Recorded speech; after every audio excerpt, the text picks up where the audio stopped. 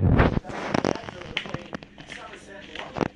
So we're getting a lot of people that are being inundated by damaging winds, likely enough rain to cause some flash flooding, a tremendous amount of lightning, and a chance for a tornado to spin up. The radar picture is showing that broad rotation, maybe sitting from Shopville out into southern parts of Rockcastle County, and that's going to extend eventually toward the East Bernstadt area. East Bernstadt, obviously, we know what happened here back in 2012.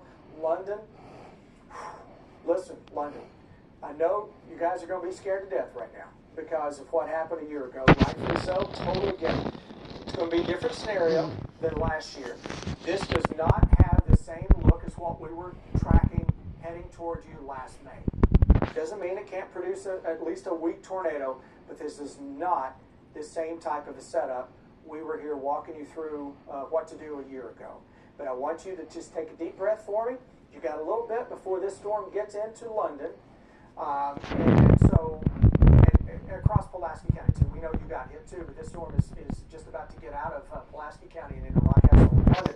But take a deep breath, find your storm shelter. You guys, we know what to do. We're going to find that storm shelter for the kiddos down there. We may be having flashbacks to what we had to go through last year.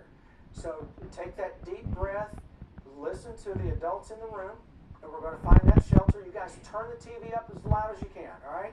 And that way you can hear my voice, and we're going to walk you through this. Or you take us along on your phone, your iPad, your tablet, whatever, okay? You can watch us on WKYT Plus. It's free.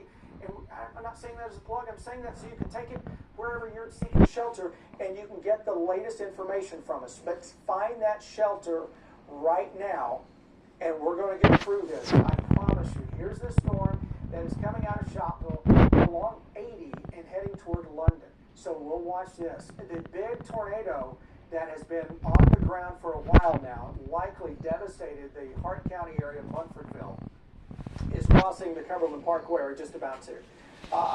Severe tornado warning, Adair, Green, Metcalf, until 6 p.m., and then that extends a little farther to the south. We're still seeing this same signature that is showing up, and it has been a devastating signature for what, Alexa, better than an hour? Yeah, I'd say so. Now, 2 hours? And again, we're watching quite a few systems that are out there in parts of western Kentucky. We got some updates from Grayson County Emergency Management. They now have 12 buildings damaged in that area specifically. They've seen, again, 12 buildings damaged. They have one person injured. They're now in a search and rescue protocol because of the storm. And we're still seeing that rotation as it pushes down. Right now, headed towards Edmonton along the Cumberland Parkway. We're also seeing where Chris was talking about when we came to that warning that was happening from parts of Pulaski into Laurel County, and you're talking about folks headed on 80 in between, Somerset and London. The radar indicated rainfall rates were saying about 3 inches per hour. Yeah, so obviously that's heavy over the roadways. We lead to those flash flooding concerns. If you're trying to think of some timing right now, 6:44 for East Bernstadt.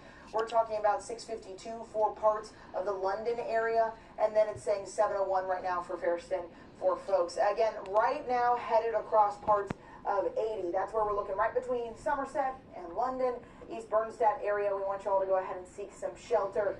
We've seen quite a few videos of funnel clouds from this system as it was along I-64.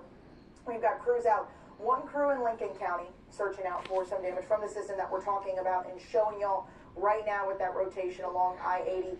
East Bernstadt area, you want to make sure you are seeking shelter. London, Laurel County, as Chris was talking about, obviously a lot of sensitivity for that region. Yeah.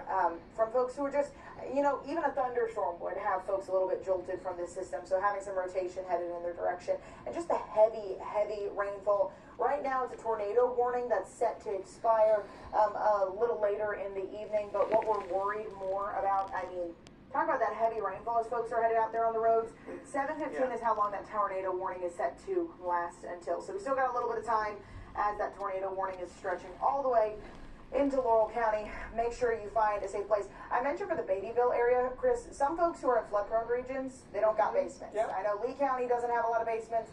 Laurel County probably a few more basements out there.